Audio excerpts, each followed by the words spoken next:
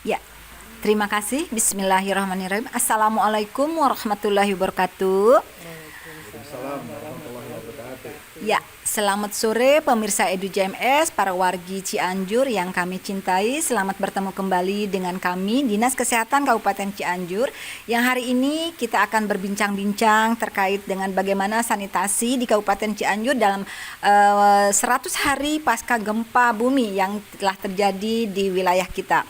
Baik Bapak dan Ibu pemirsa Edu JMS yang saya hormati dan saya cintai, hari ini saya ditemani dengan narasumber yang luar biasa. Ini ada dua narasumber, satu Bu Haji Sri Wahyuni SAP, beliau adalah sebagai subkor kesehatan lingkungan, kesehatan kerja dan olahraga di Dinas Kesehatan Kabupaten Cianjur. Dan juga narasumber yang satu lagi nih, ganteng banget ini. Teman kami adalah Pak Wahyu Darmawan SSI, beliau adalah praktisi, beliau adalah LSM Kompas, dari LSM Kompas, betul ya Pak ya? Betul. Oke. Baik Bapak dan Ibu, mungkin sebelumnya saya memperkenalkan diri dulu, barangkali ada yang masih ingat atau ada yang sudah lupa ya. Saya sendiri Teni Hernawati, saya di Dinas Kesehatan sebagai Kepala Bidang Kesehatan Masyarakat. Bapak dan Ibu kita sapa dulu ya. Apa kabar Bu Haji Sri? Alhamdulillah. Ya, Pak Wahyu sehat? Alhamdulillah sehat. Alhamdulillahirabbil alamin ya. Dua-duanya dalam keadaan sehat walafiat. Semoga juga pemirsa yang ada di yang ikut menyaksikan kegiatan hari ini juga selalu dalam lindungan Allah Subhanahu wa taala. Boleh kita berbincang-bincang sedikit ya Pak ya? Oke, Bapak dan Ibu, kita tahu ya, kita sudah 100 hari kita kemarin memperingati kejadian gempa bumi yang ada di Kabupaten Cianjur. Kalau tidak salah kita waktu itu pada hari Senin tanggal 21 November jam 13.20 ya, Kabupaten Cianjur mendapatkan ujian atau cobaan dari Allah Subhanahu wa taala, bentuknya adalah gempa bumi, di mana pada saat itu kejadiannya yang tak terduga sama sekali, kita mendapatkan musibah tersebut dan alhasil banyak sekali korban yang kita yang menjadi korban masyarakat Kabupaten Cianjur. Selama sebulan Bapak Bupati menetapkan dari tanggal 21 November sampai dengan tanggal 20 Desember kemarin adalah masa tanggap darurat. Kita semua terfokus semua OPD, semua lintas sektor dan semua NGO yang ada, mungkin dari luar Cianjur itu juga cukup banyak, bukan mungkin ya, memang betul dari luar Kabupaten Cianjur, bahkan dari luar Provinsi Jawa Barat juga banyak yang hadir ke Kabupaten Cianjur membantu kita di Kabupaten Cianjur. Oke, Bapak dan Ibu, tentunya Bapak dan Ibu juga selama kejadian tanggap darurat kemarin kita semua disibukkan ya, termasuk Dinas Kesehatan dan juga teman-teman dari teman-temannya Pak Wahyu nih. Pak Wahyu ini dari LSM Kompas hadir di Kabupaten Cianjur dari awal.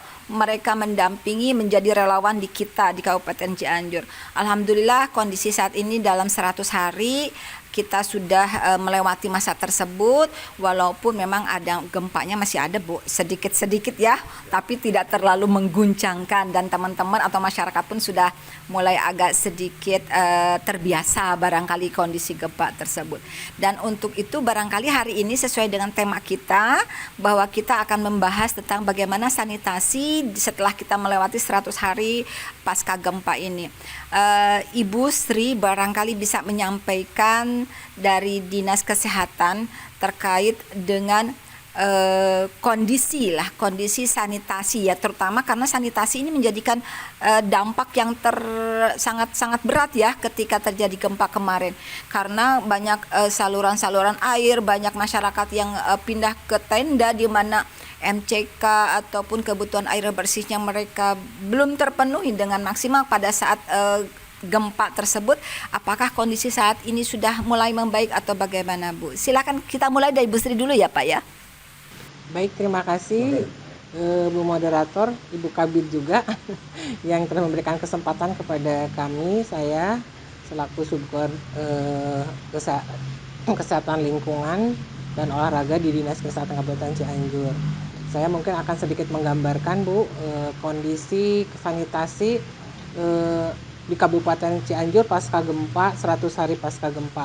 Namun demikian mungkin kita akan ulas ke belakang sedikit. Saat pasca gempa 21 November itu, kita waktu itu melakukan langsung dari kesehatan lingkungan, teman-teman sanitarian baik yang terdampak gempa maupun yang di luar gempa membantu kita kegiatan, karena di pasca gempa itu memang yang terutama mungkin bukan hanya untuk logistik makanan minuman ya Bu ya, tapi yaitu kita harus melihat bagaimana kondisi sanitasi yang akan berdampak pada penyakit yang berbasis lingkungan. Sehingga waktu itu kita langsung bergerak melakukan yang disebut REHA, itu Rapid Assessment REHA, Rapid Environmental Assessment. Jadi survei cepat tentang sanitasi. Jadi waktu itu dilakukan oleh teman-teman sanitarian yang sampai tanggap darurat selesai, kita melakukan REHA di 344 titik pengungsian. Di sana juga kita melihat bagaimana kondisi sanitasinya dan lain-lainnya, itu ada format tersendiri. Dan itu kita waktu itu juga setelah melakukan REHA, kita juga melakukan pemicuan Bu, pemicuan STBM di 5 pilarnya, karena mungkin di situ 5 pilar STBM, yang satu yaitu stop buang air besar sembarangan, yang kedua cuci tangan pakai sabun, yang ketiga pengolahan makanan dan minuman serta pengolahan sampah dan pengolahan limbah domestik, limbah cair rumah tangganya. Di sana mungkin kita terfokus dulu di jambannya. Kebetulan alhamdulillah pada NGO waktu itu juga banyak membantu pengadaan sanitasi ya, dari mulai jamban, air bersih dan sebagainya. Mereka bergerak bersama-sama untuk mensuplai, satu air bersih, yang kedua juga jamban. Kemudian juga pengolahan sampah yang kita melakukan dengan pemicuan yang pilar keempat itu, karena semua sanitasi itu akan berdampak besar ya. Jadi bencana yang kedua itu akan timbul apabila sanitasi tidak ditartangani dengan baik. Jadi itulah mungkin Bu. Jadi saat itu alhamdulillah dari program casting, walaupun sampai saat ini belum optimal ya, karena memang kondisi juga tenaganya, SDM-nya, kemudian juga mungkin pendanaan dan sebagainya, mungkin juga para NGO juga karena terlalu mungkin masih banyak yang harus diintervensi dan lainnya, jadi belum seoptimal itu. Sehingga pada kondisi saat ini malah masih ada sekolah-sekolah darurat yang masih membutuhkan jamban dan sebagainya, karena itu memang harus didorong juga, dipush juga oleh kita pemerintah dan para NGO. Masih banyak kemarin laporan-laporan dari sekolah-sekolah darurat yang masih memerlukan sanitasi gitu mungkin Bu.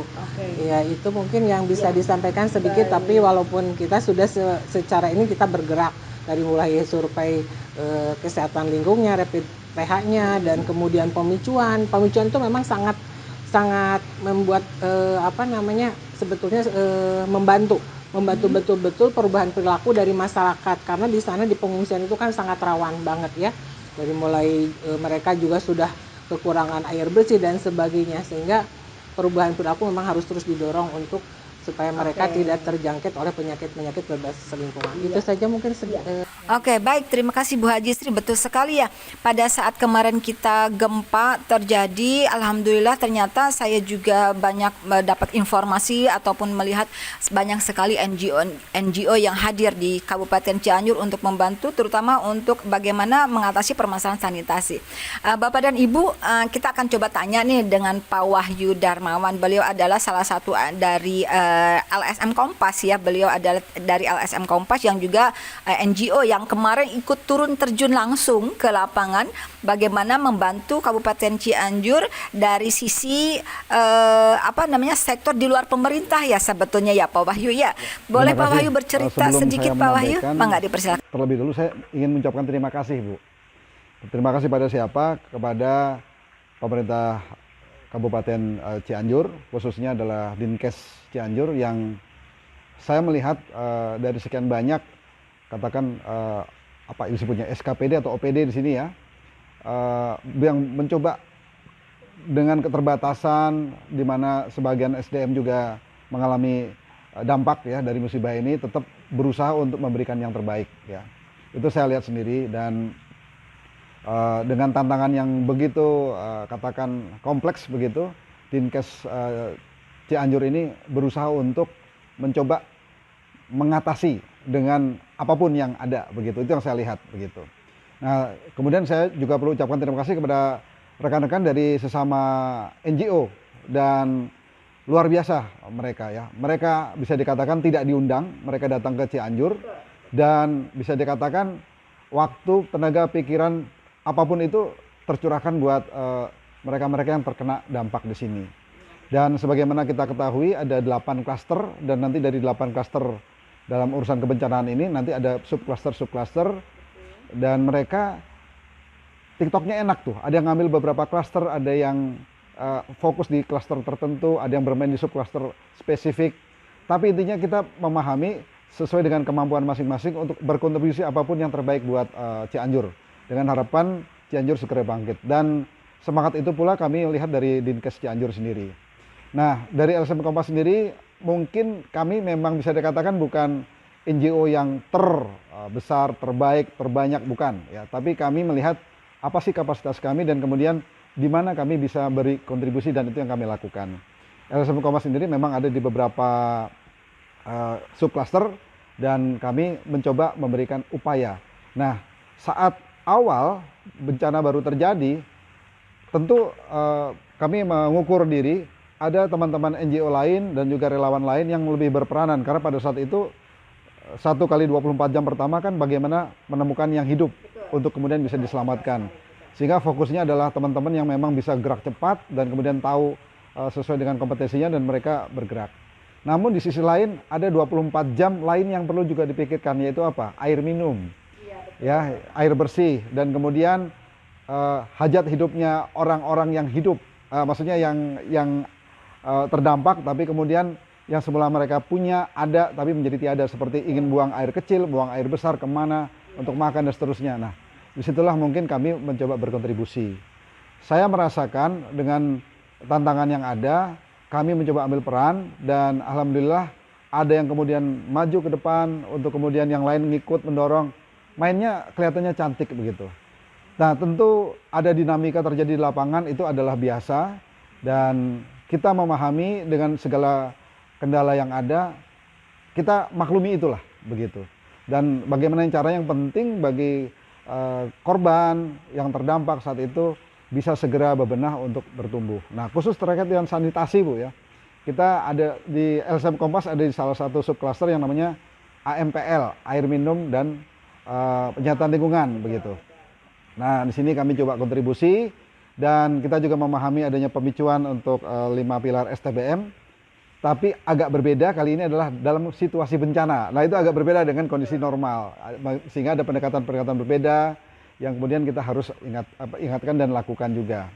Nah, ada hal yang memang menjadi fenomena bagi kami ya, kadang-kadang senyum juga, tapi sudahlah, itu kita berproses untuk kemudian menjadi lebih baik ke depan. Contohnya di awal-awal kita melihat bagaimana mereka ingin segera menyiapkan makanan, misalnya nasi dan sebagainya, mungkin masih ada.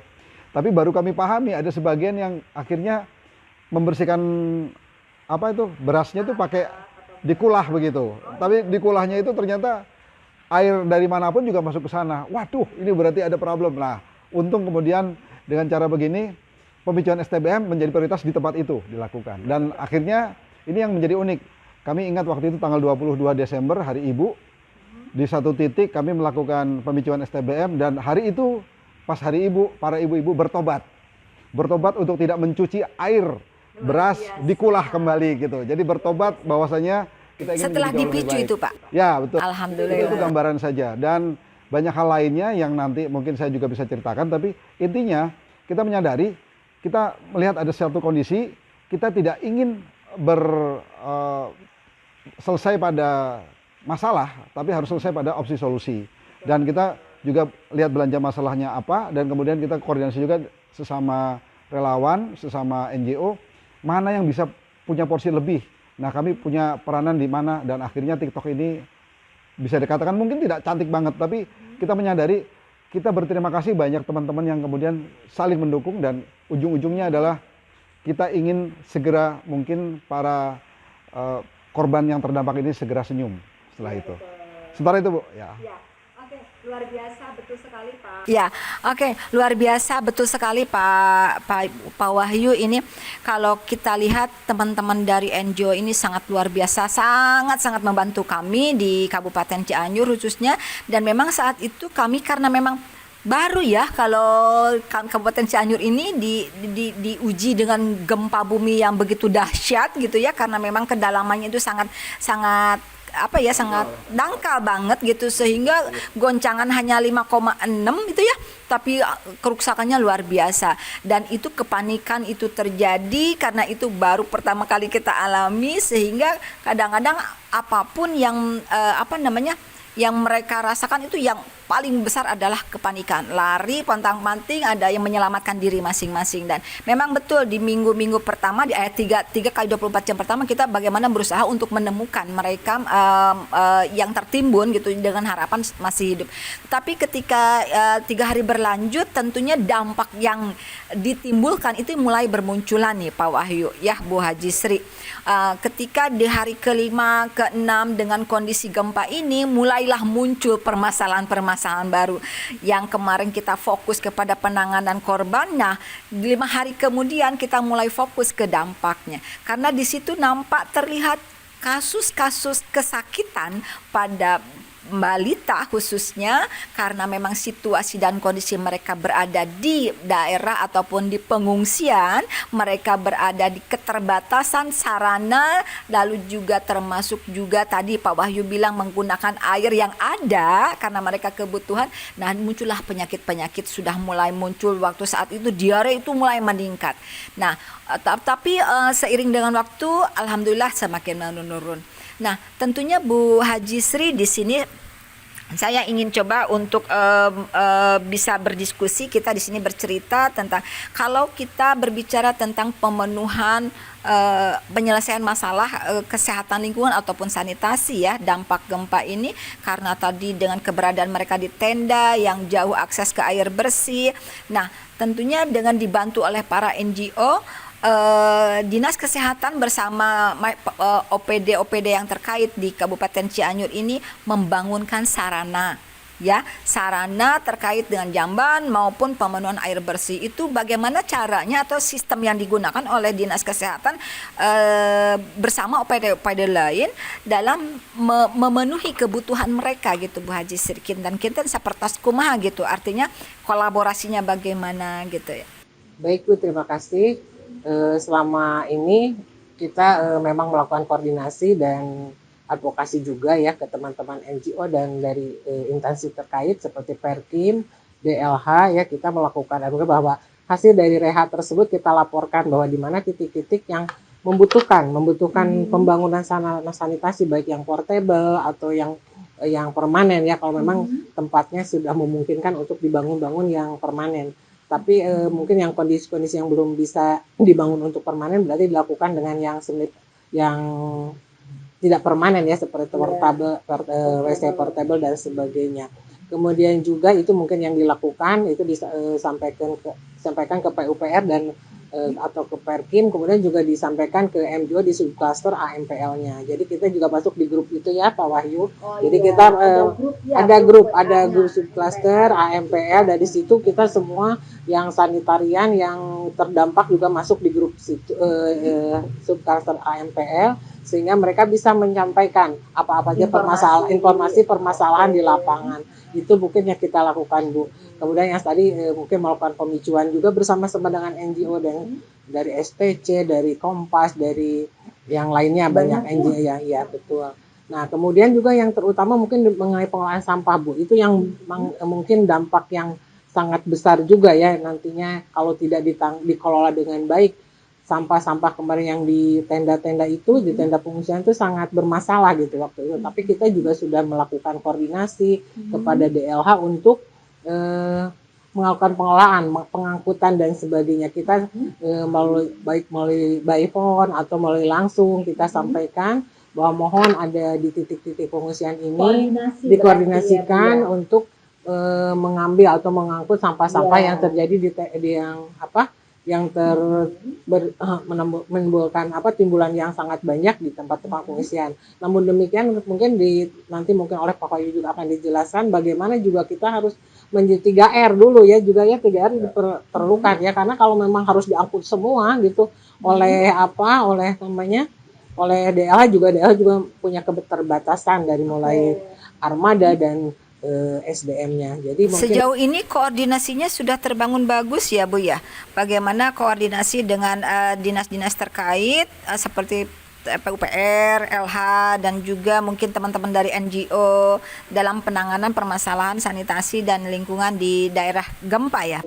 Insya Allah sih kita sudah melakukan itu semua Bu, dari mulai koordinasi, advokasi, dan mungkin DLH juga udah melakukan pengangkutan dengan keterbatasan armada dan SDM-nya. Kita juga terus memberikan laporan-laporan untuk penumpukan sampah dan sebagainya. Namun alhamdulillah mungkin nanti ada dari NGO seperti Pak Wahyu ini yang akan memberikan edukasi ya bahwa sampah itu ya bisa lebih tidak bisa ada yang dipilah, mana yang bisa menjadikan malah menjadi keuntungan bagi masyarakat gitu ya di pemilahan sampah. Baik, betul sekali Bu Haji Sri. Mungkin kita bukan hanya pemenuhan sarana ya, barangkali Pak Wahyu ya, dibantu dengan NGO mereka tuh banyak sekali NGO ini selain memberikan sarana, prasarana terkait dengan tadi jamban baik dalam bentuk portable ataupun semi permanen yang disupport oleh NGO maupun dari PUPR ya, dari pemerintah itu sendiri, dan juga mungkin ada upaya lain, kegiatan lain ya Pak Wahyu yang dilakukan oleh teman-teman baik dari NGO ataupun dari Dinas Kesehatan, bagaimana merubah perilaku ya. Dalam hal ini tentunya perilaku ini sangat besar sekali pengaruhnya terhadap bagaimana meningkatkan derajat kesehatan atau bagaimana mengawal agar para korban ataupun para pengungsi ini kita tetap menjadi sehat. Dalam hal ini apa yang dilakukan teman-teman dari NGO? Barangkali Pak Wahyu bisa bercerita kegiatan apa yang dilakukan selain tadi pemenuhan sarana, ada kegiatan edukasi dan lain-lain, itu barangkali bisa diceritakan Pak. Ini sesuatu yang juga menarik, bahwasanya kita perlu melihat para korban ini akan memiliki beberapa episode. Begitu kejadian bencana, kemudian mereka harus melakukan katakan tanggap darurat. Saat ini sekarang masa transisi, nanti akan ada tahap rehab rekon begitu. Sampai akhirnya menjadi kondisi sebagaimana semula sebelum terjadinya bencana. Nah, episode ini bagaimana kita berkolaborasi, katakan kita mengenal pentahelik. Elemen-elemen itu baik dari pemerintahan, dari Heksa sekarang malah Pak Wahyu ya, sudah heksahelik. saya lebih senang nantinya multihelik aja lah. Multihelik, betul ya. Karena banyak ya. Bagaimana elemen-elemen ini kemudian berkolaborasi, bersinergi untuk kemudian membuat smooth itu episode-episode yang mereka lalui sampai akhirnya kondisinya menjadi normal kembali. Memang pasti ada tantangan di sana sini yang berbeda ya, yang sifatnya kita ingin semuanya sama itu nggak mungkin. Jadi ada semacam yang disebut kearifan lokal, ada situasi unik, spesifik yang berbeda satu sama lain yang kita sebagai para pihak ini juga dalam membantu juga perlu memahami hal tadi, dan kecepatan juga tidak bisa disamakan begitu. Nah, namun semua bersepakat bahwasanya episode berikutnya harus diproses dengan cara atau transisi yang terjadi dari episode satu ke yang lainnya itu mainnya cantik begitu dan akhirnya nyaman. Nah, ini yang menjadi pemikiran bersama kami, dan semoga nanti semua elemen ini berpikir juga sama bahwasanya justru dengan adanya bencana gempa ini, dan ini sudah 100 hari begitu ya, 100 hari lebih sedikit ya kalau hari ini, itu sudah merupakan semacam ajang, kalau orang lagi dididik ini kawah candra di mukanya bagi semua pihak. Karena kesempatan ini juga justru menjadi pemicu dan pemacu untuk terjadinya yang namanya percepatan kalau saya sebut ya. Percepatan apa? Ke arah hal-hal yang baik. Saya menyebutnya kalau dalam urusan pengolahan sampah itu harus ada geger budaya. Nah, geger budaya kalau bicara dalam konteks sanitasi, dalam STBM kan ada 5 pilar kan. Bagaimana tidak lagi ada defekasi di lingkungan sembarangan begitu ya. Kemudian cuci tangannya sudah benar dan lain-lain begitu, ada 5 pilar tadi. Nah, ini hanya bisa terjadi dengan baik apabila yang saya sebut TSM. Apa itu Pak? Terstruktur, sistematis, dan masif. Jadi bukan hanya berlaku pada spot-spot tertentu, tapi menjadi sesuatu yang menjadi kelumrahan atau keniscayaan di semua tempat dilakukan, berangsur-angsur dan akhirnya berubah. Ya, betul. Justru dengan adanya gempa ini, kemudian ada semacam akselerasi, percepatan, ini adalah upaya buat para pihak, kalau di internal government atau di dinas, pemerintah kota Kabupaten Cianjur, ini mestinya menjadi semacam upaya bagaimana dinas masing-masing SKPD atau OPD itu kemudian mencoba mengoptimalkan sumber dayanya agar ini menjadi jalan. Nah, kami di sisi NGO, ini juga menjadi tantangan. Dulu kami berpikir misalnya hanya dengan NGO 1, 2, 3, udah kerjasamanya. Tiba-tiba di sini, wah, begitu banyak teman-teman yang kemudian di satu sisi punya banyak potensi, punya banyak sumber daya, tapi bagaimana agar bermainnya pas. Jadi jangan sampai di satu sisi, satu tempat ini banyak sekali yang membantu, tapi di titik lain ada yang terlewatkan dan seterusnya. Nah, contoh tadi Jamban kan, bukan berarti NGO merasa, oh kami kan sudah membantu banyak, kemudian akhirnya melupakan, tidak. Tapi ya itu tadi, boleh jadi NGO A, B, C sudah membuat, katakan episodenya hanya sampai bulan ini.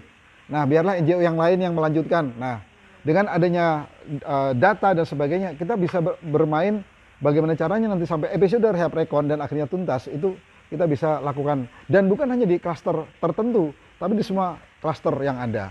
Nah, satu tantangan yang ke depan harus dipikirkan bersama bagi para dinas dan kami adalah ada subklaster kesejahteraan nih ke depan ini ya. Ekonomi maaf. Bagaimana untuk ngurusin kesejahteraan. Itu berarti urusan ke depan. Karena boleh jadi hari ini beberapa yang terdampak masih ada yang dulu tenda komunal, kemudian menjadi tenda katakan keluarga, tapi goalnya adalah ada proses untuk menjadi ke tempat semula, yaitu huntap. Ada yang tempat semula atau ada yang relokasi ke tempat lain. Nah, pada saat untuk khususnya relokasi ini, bagaimana mereka juga harus pikirin tentang mata pencaharian mereka, budaya baru yang ada di sana. Kita berharap pada saat kita proses 100 hari ini, urusan sanitasi beres, dan akhirnya ada budaya baru yang dibawa ke saat mereka dihuntap nanti. Dan itu sudah levelnya sudah naik, mungkin bukan hanya 1 level, 2 level, kalau bisa lebih daripada itu. Sehingga pada saat mereka berpindah ke huntap nanti dengan pemahaman yang berbeda, salah satunya adalah sanitasi, mereka bisa mewujudkan sebuah masyarakat yang madani. Nah, ini menjadi sebuah tantangan juga buat para NGO bagaimana merealisasikan dengan program-program. Terus terang, beberapa di antara kami punya keterbatasan karena bikin programnya hanya sampai bulan Februari sampai Maret. Nah, ini tantangan, nanti mungkin kami harus kolaborasi untuk bagaimana memberikan akhirnya ya dari Maret ke sana sampai akhir tahun 2023. Itu mohon dukungannya agar kami tetap guyup, karena selama ini kami memang guyup, tapi siapa tahu karena episodenya juga berbeda, tiba-tiba teman-teman ada yang hilang karena saya mah program cuma sampai sini saja. Nah, itu siap-siap juga buat teman-teman dari dinas ya. Kalau dirasa ada yang hilang, bukan karena mereka ingin menghilang, tapi karena merasa kapasitasnya sudah selesai sampai di situ. Begitu kurang lebih. Ya, betul. Saat ini kita sudah berada di 100 hari ya Pak ya. Kita di 100 hari pasca gempa dan kondisi di lapangan. Alhamdulillah sedikit demi sedikit penduduk pengungsi itu sudah pada kembali baik itu ke rumah karena memang luncuran bantuan untuk rehab ataupun pembangunan rumahnya mereka ataupun yang harus direnov ataupun di penggantian uang penggantiannya itu sudah mulai pada turun, dan juga yang perumahan tetap itu juga sudah mulai diisi karena sudah dibangunkan sekarang alhamdulillah. Jadi dalam hal ini mungkin permasalahan yang dulu di awal pertama kali kita tahapan pertama penanganan korban, lalu penanganan dampak, sanitasi, dan juga masalah penyakit yang berbasis lingkungan, dan sekarang kita sudah mulai beranjak nih bagaimana sosial ekonominya mereka. Jadi mulai kita beralih kepada permasalahan baru tentang bagaimana keberlangsungan atau keberlanjutan mereka hidup. Ya, nah tentunya barangkali ini kita harus mencarikan solusi ya Pak ya, karena memang dari yang dulu mereka berada di daerah bencana ini mereka sudah memiliki penghidupan atau memiliki mata pencaharian. Saat terjadi gempa mereka kehilangan mata pencaharian. Itu yang menjadi permasalahan pemerintah barangkali yang mungkin yang harus menjadi pemikiran berikutnya barangkali ya. Kira-kira dan teman-teman dari NGO juga saya merasa teman-teman NGO juga memang sudah mulai berkurang Pak Wahyu. Jujur sudah mulai berkurang. Tidak seperti di awal brok banyak sekali gitu ya. LSM Kompas masih ada. Insya Allah LSM Kompas tetap setia nih di Kabupaten Cianjur ya. Tapi ada masih beberapa LSM ataupun NGO yang memang masih setia dengan Kabupaten Cianjur, mendampingi kita dengan memberikan edukasi, memberikan peningkatan kapasitas, bahkan memberikan support-support lainnya yang mungkin masih dibutuhkan untuk pemulihan dan mendukung Cianjur agar cepat bangkit. Insya Allah Cianjur dengan semangatnya masyarakat, semangatnya pemerintah dan juga didukung oleh NGO, kita akan berusaha untuk mudah-mudahan akan lebih cepat kita bangkit ya. Baik, barangkali Pak Wahyu ini punya kira-kira ada ide ataupun solusi Pak Wahyu nih, kira-kira apa yang mesti kita lakukan ya untuk terutama untuk masyarakat yang kena relokasi ya, karena di tempat yang baru ini masyarakat kita ini tentunya dengan suasana di lingkungan yang baru, dengan segalanya baru, dalam hal ini juga penghasilannya yang belum bisa, kira-kira mengerjain apa nih kita nih di tempat yang baru ini, karena setelah rumahnya dibikinkan oleh pemerintah, makanya masa minta lagi ke pemerintah ya. Dalam hal ini mungkin barangkali tadi yang disebutkan hexahelik, ada unsur bagaimana motivasi masyarakat untuk bisa bangkit. Jadi sama-sama mari kita bangkit. Seluruh masyarakat Cianjur ini bisa support, ataupun khususnya teman-teman atau masyarakat yang terdampak kemarin, hayu kita bangkit bersama-sama. Jadi yang bangkitnya bukan hanya pemerintah saja, bukan hanya NGO saja, tapi dari unsur masyarakatnya sendiri pun harus mau ada bangkit gitu. Ayo kita bangkit bersama untuk kita bisa kembali maju ke depan, memiliki progres yang lebih baik, kehidupan yang lebih baik. Kira-kira Pak Wahyu punya ide apa sih? Biasanya orang-orang NGO itu pinter-pinter nih mencari idenya seperti apa kayaknya nih Pak Wahyu. Kira-kira nih dari permasalahan yang kita hadapi ya kemarin, sebetulnya ada nggak yang hasil analisis Pak Wahyu nih selama di sini? Kira-kira apa potensi apa yang bisa kita lakukan nih Pak Wahyu? Saya yakin banyak potensi di luar sana yang teman-teman NGO lain juga pikirkan. Tapi dari LSM Kompas sendiri, LSM Kompas itu punya program namanya sweeping gitu ya. Jadi dia sweeping itu mengkondisikan dulu sekelilingnya untuk kemudian memahami potensi yang ada dan akhirnya tahu bagaimana opsi solusi dari kondisi yang ada tadi. Nah, kalau bicara sanitasi, kita backbone-nya sanitasi dulu ya. Maka kan ada tindakan preemptif, ada tindakan preventif supaya tidak terjadi dampak. Nah yang saya sedihkan begini, mau SKPD-nya apa, OPD-nya apa begitu, kalau misalnya ada sesuatu yang belum optimal, ujung-ujungnya Dinkes yang kena masalah. Itu yang saya lihat begitu. Jadi kasihan deh kalau urusan begini Dinkes ya. Contoh begini, ya kalau contoh konteksnya sanitasi, ada pemicuan 5 pilar. Di situ salah satunya adalah tentang pengolahan sampah. Tantangannya saya lihat salah satunya nih, bahwasanya ternyata masih banyak terjadi pembakaran sampah. Nah, bagi mereka yang membakar sampah, dampak dari partikel yang keluar dari asap tadi, kemungkinan kecil akan berdampak pada yang bersangkutan. Tapi partikel yang dia bakar itu akan terbang lebih dari 4 kilo, dan kemudian berdampak bagi lingkungan penduduk yang ada di sana, 4 kilo ke atas begitu. Nah, ini kan jadi masalah. Jadi konteksnya kan ini sanitasi. Nah sekarang kita mulai berpikir, bagaimana kalau kemudian kita minimalkan untuk tidak lagi membakar sampah, tapi kemudian ada sesuatu dari proses yang tidak membakar sampah ini menjadi sesuatu yang bernilai. Nah bernilai di sini membacanya adalah uang, begitu.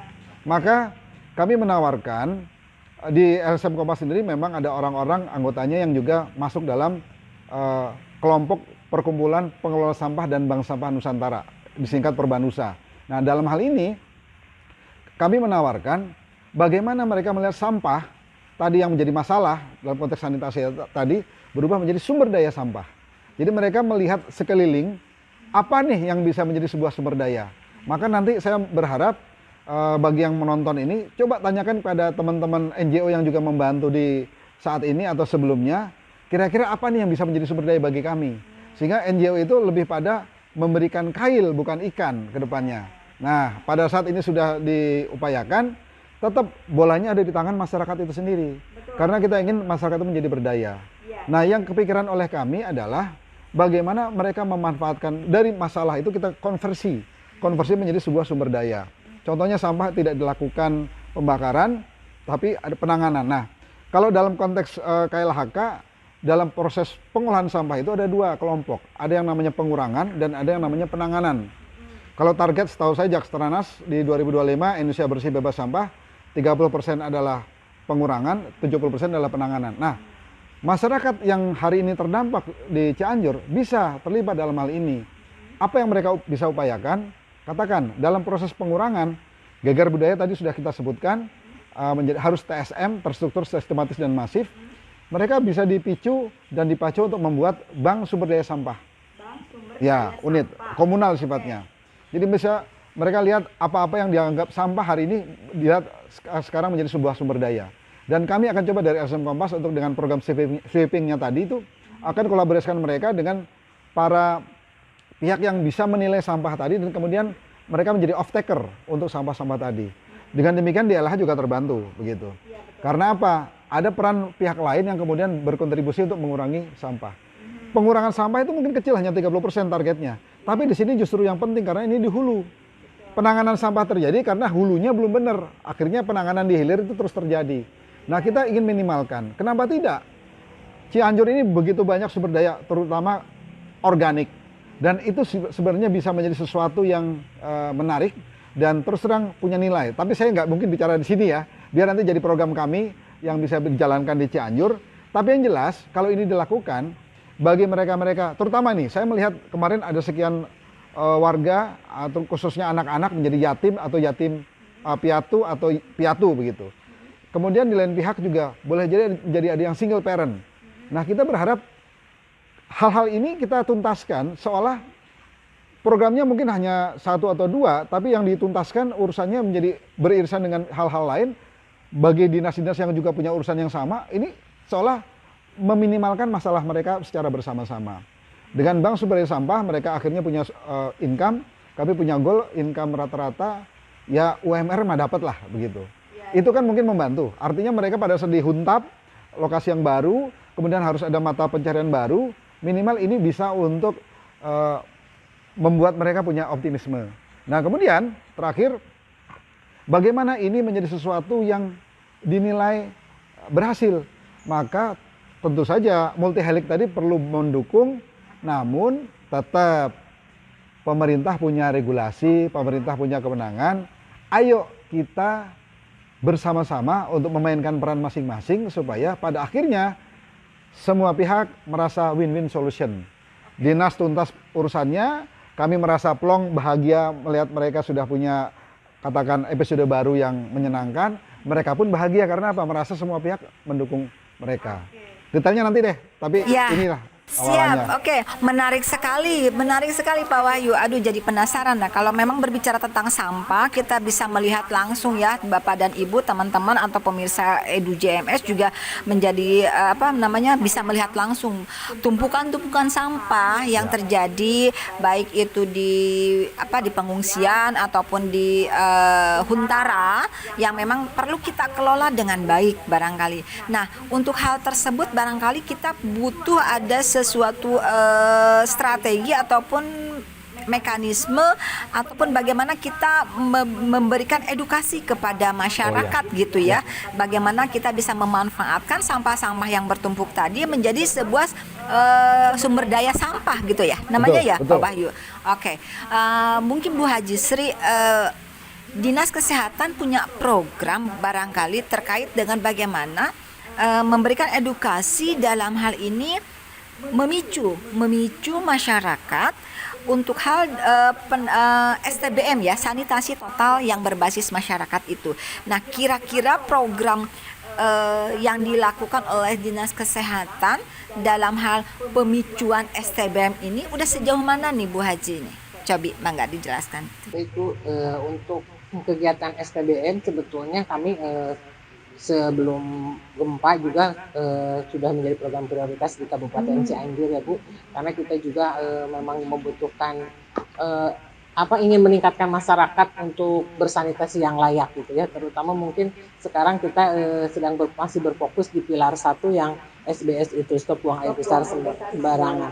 Dan secara ini kita juga sudah dari 360 desa itu kita sudah 301 desa menjadi desa SBS, desa sudah menjadi desa SBS. Walaupun pada saat ini terjadi gempa sehingga mungkin fasilitas sanitasi yang sudah ada menjadi rusak dan itu mungkin akan mengurangi jumlah desa-desa di Kabupaten Cianjur yang SBS. Tapi namun demikian dengan Cianjur Bangkit kita bersama-sama dari dinas terkait dengan NGO kita membangun kembali sarana sanitasi yang ada. Dan itu sebelum dilakukan pembangunan ini sebetulnya kita ingin selalu melakukan pemicuan STBM. Ya, itu lebih kepada bagaimana kita merubah perilaku dan menyadarkan masyarakat, tidak memahamkan masyarakat untuk sadar bagaimana sanitasi yang baik itu bagaimana dan apa kalau akibatnya bila sanitasi itu tidak layak atau tidak baik. Jadi waktu saat pasca gempa juga kita melakukan terus-menerus pemicuan walaupun tidak ya.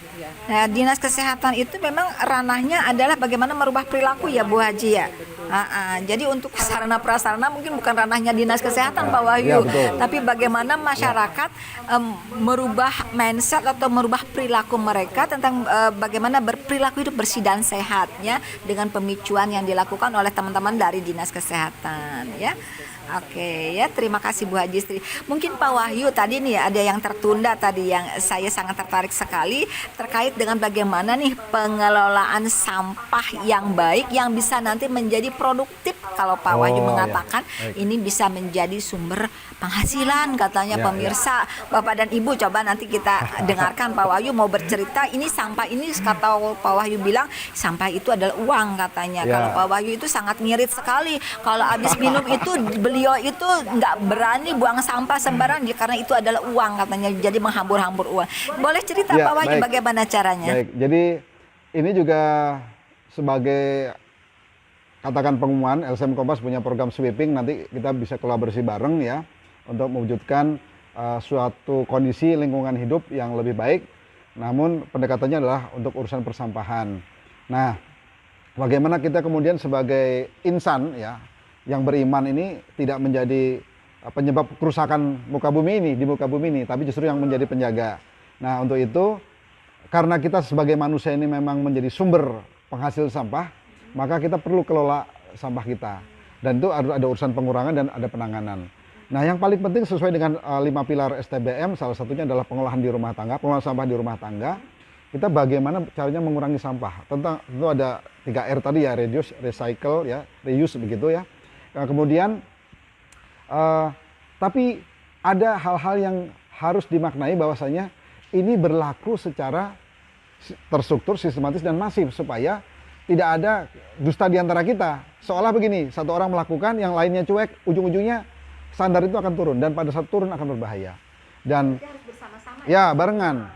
Dan itu semua elemen. Jadi bukan hanya NGO saja mengedukasi lainnya. Nah, kenapa? Saya menyebutkan istilah ini, ada top down, ada bottom up, ada inside in, ada outside in, inside out dan outside in begitu. Nah, hari ini saya perlu sampaikan bahwasanya meskipun kita ingin memberikan yang terbaik, ibarat kuda, kita pun tidak bisa maksa kuda makan rumput. Meskipun kita sudah sediakan di depan mulutnya begitu, harus yang bersangkutan sendiri yang memutuskan makan rumput tadi. Nah, kita hanya bisa memberikan bolanya, tapi tetap bola itu di tangan mereka. Dalam hal ini yang lebih pas adalah bottom up sifatnya. Jadi mereka punya kesadaran sendiri dan kemudian inside out, dari dalam keluar. Itu yang mau kita upayakan dengan pemicuan tadi. Saat mereka tersadarkan, kemudian ada kemandirian untuk melakukan, dan kesadaran itu adalah melekat pada mereka. Jadi kita hanya supporting, tutpuri handaya ini pada akhirnya. Nah, teknisnya seperti apa? Maka kita harus memilah sampah kita. Saya kira sederhana saja, kita mengenal ada sampah organik, sampah anorganik, kemudian ada residu. Residu ada yang biasa saja dan ada yang mengandung B3. Nah, untuk urusan residu B3 ini nanti wilayahnya ada yang spesifik yang menangani, misalnya DLH dan tim ya. Tapi kita sekarang fokus saja pada 2, organik dan anorganik. Ini duitnya banyak loh dari sini juga. Nah, kita bicara dulu yang organik. Nah, proses pemilahan itu akan efektif kalau mereka paham atau siapapun yang melakukan paham. Supaya apa? tidak ada pemilihan 2 kali oleh pihak lain di level berikutnya. Itu menghabiskan waktu, menghabiskan energi macam-macam lah. Nah, bagaimana caranya? Mungkin saya ambil contoh yang benar dan contoh yang mungkin harus nanti kita jadikan rujukan. Saya perlu bantuan alat-alat ya, mana ya? Sebentar. Nah, sambil nanti dibantu diambilkan. Jadi begini, kita bicara dulu sampah anorganik. Anorganik ada plastik, ada kaca, ada besi, ya, kemudian beberapa hal lainnya, ya. Dan contohnya untuk plastik. Plastik itu kalau kita paham itu terbagi dalam 7 tipe. Nah, itu nanti bisa kita pisah-pisahkan. Sayangnya kadang-kadang seringkali punya pemahaman di banyak orang atau di banyak tempat, kalau sampah sudah tidak ada lingkungan berarti sudah beres bagi dia. Padahal belum tentu, itu hanya memindahkan masalah ke tempat lain. Nah, kita ingin semua pihak memilah sampah di sumbernya untuk kemudian pada akhirnya proses itu bisa dilanjutkan oleh pihak lain. Misalnya kami selaku LSM yang membantu nanti bisa membuat sampah tadi diserahkan kepada off-taker. Saat diserahkan kepada off-taker, mereka dapat duitnya. Jadi sesuatu yang akhirnya bisa sirkular begitu dan ujung-ujungnya menguntungkan semua pihak. Nah, saya ambil mana ini plastik. Saya tadi ambil dari satu tempat begitu ya. Ini contoh-contoh yang benar dan salah. Punten kalau nanti kelihatan merek atau apa. Ini contoh yang salah nih. Misalnya sudah buka saset ya minuman, ada bagian kecil yang hilang. Mestinya bagian kecil ini tidak hilang. Nah, itu dia. Kenapa? Bagian kecil yang hilang ini akan bermasalah bagi kalau sudah sampai ke perairan umum atau para pihak. Karena apa? Misalnya ada binatang yang hidup di air bisa tersangkut pada mereka dan itu mengganggu. Ya, jadi selalu kita upayakan pada saat bukan hanya memilah, tapi pada menggunakan hal-hal yang bisa menjadi sampah. Misalnya saset ini, pastikan isinya kita manfaatkan, tapi sasetnya jangan sampai kemudian menjadi lebih dari satu bagian. Jadi tetap pertahankan utuh begitu. Nah, ini contoh yang utuh. Ya, jadi jangan hilang seperti ini ya. Ini ada contoh yang utuh nih. Jadi dia minum isinya, dia robek tapi masih dalam satu kesatuan yang utuh. Ini adalah contoh yang benar ya. Jadi contoh-contoh ini masih banyak nih. Berarti ini yang bersangkutan harus dilakukan pemicuan begitu ya. Atau begini, ini main gunting saja, habis ini atasnya nih. Ya. Jadi ada bagian kecil yang terbawa sampai ke laut.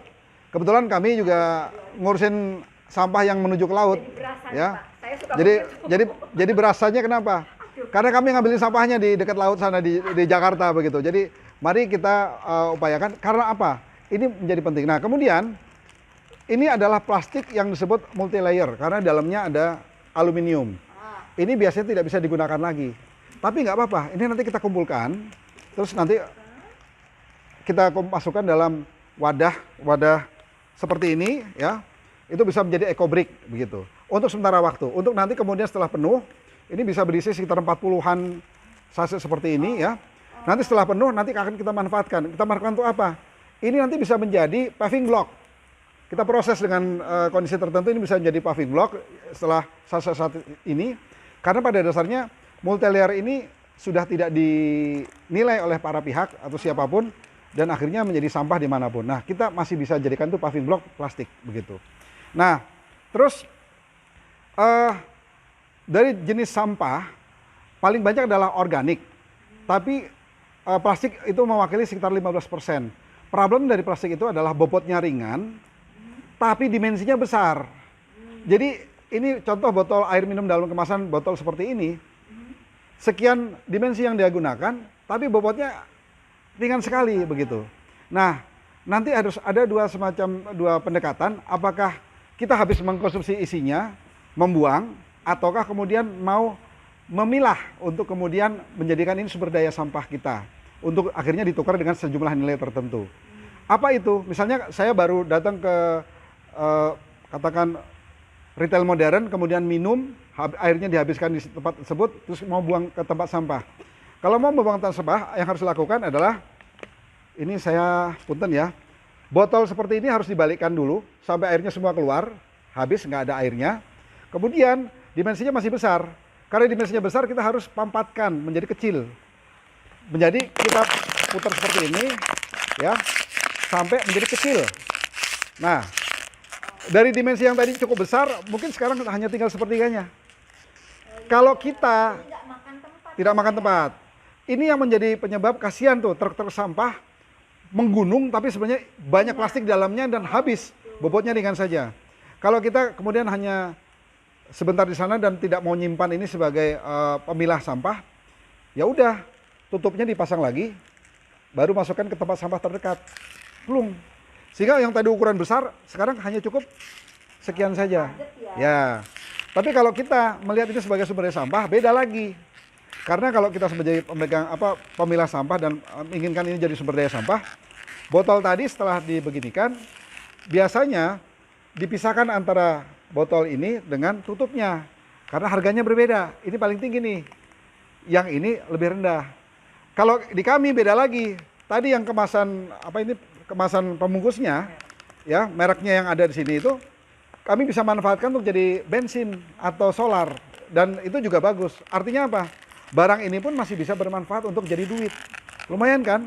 Bensin bisa dihasilkan dari plastik. Dikumpulin itu Pak, betul. sampai plastik mereknya juga kita kumpulin ya. Jadi tidak ada satupun dari barang ini yang akan sampai ke TPA.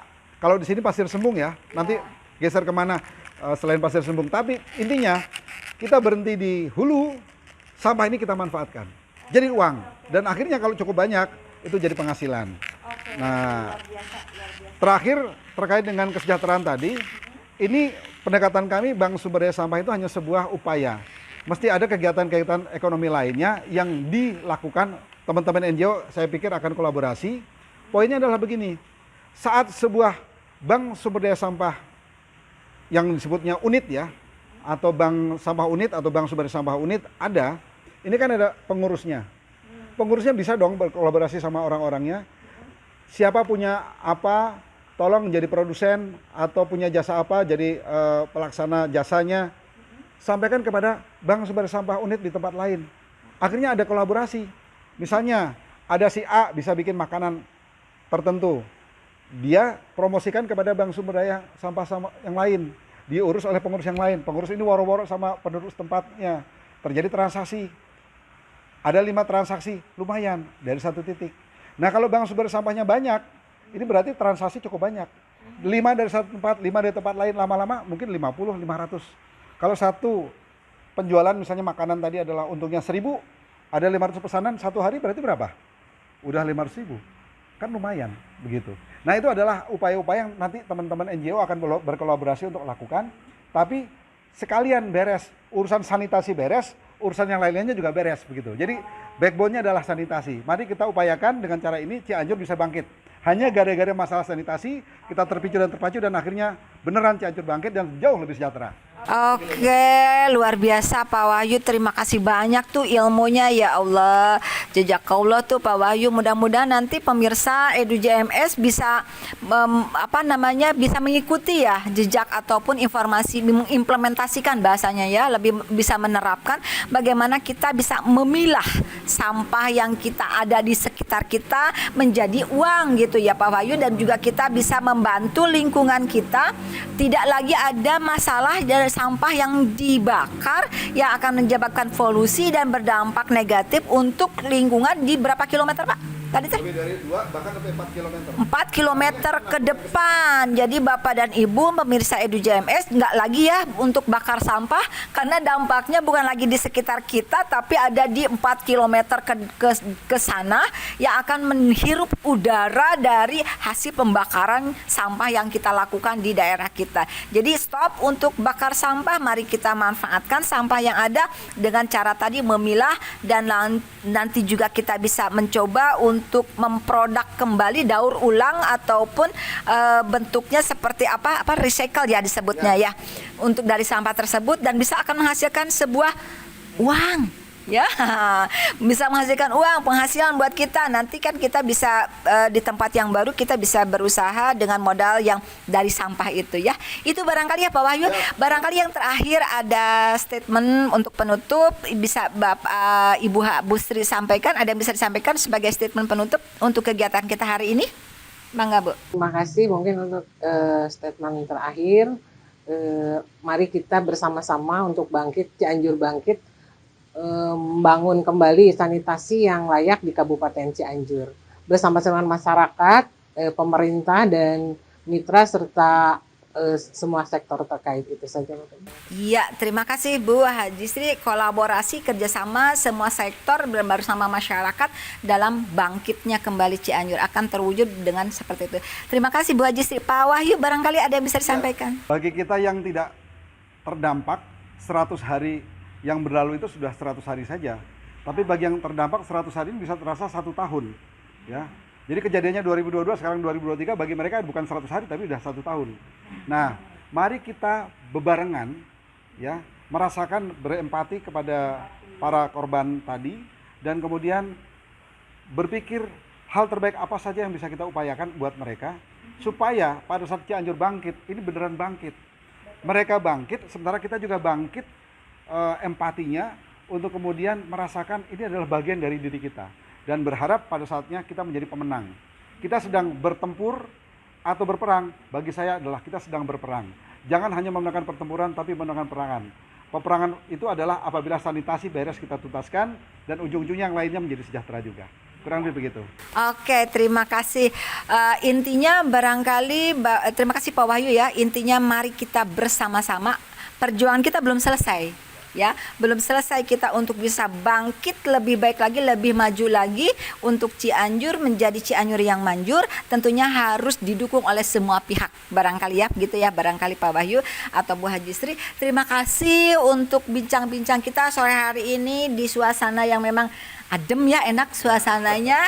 Insya Allah betah aja kalau kita bisa berlama-lama di sini. Tapi karena waktu juga kita punya keterbatasan. Untuk pemirsa Edu JMS, terima kasih untuk atensinya telah mengikuti kegiatan kami. Kalau ada hal-hal yang ingin didiskusikan, bolehlah di chat nanti ya, ada di kolom chatnya. Silakan nanti kami bersama Pak Wahyu, Bu Haji Sri, Dinas Kesehatan akan respon tentunya apa yang ditanyakan oleh Bapak dan Ibu atau teman-teman semua terkait dengan bagaimana permasalahan sanitasi. Insya Allah Cianjur kita bisa bangkit ya, dengan ucapan Bismillah tentunya, kita niatan dari diri kita sendiri, dari kita memulai dari hal yang kecil, dan kita mulai hari ini kita akan bangkit menuju sebuah perubahan untuk Kabupaten Cianjur ya. Baik Bapak dan Ibu, sekali lagi terima kasih untuk narasumber yang luar biasa. Pemirsa Edu JMS yang saya cintai dan saya hormati, demikian yang bisa saya sampaikan bincang-bincang kita hari ini. Insya Allah kita bertemu kembali di session yang lain dalam saluran Edu JMS kita, Dinas Kesehatan Kabupaten Cianjur. Terima kasih untuk perhatiannya. Mohon maaf bila ada hal yang tidak berkenan. Saya akhiri billahi taufiq wal hidayah. Wassalamualaikum warahmatullahi wabarakatuh. Bangkit Cianjur ya, insya Allah Cianjur manjur ya. Terima kasih.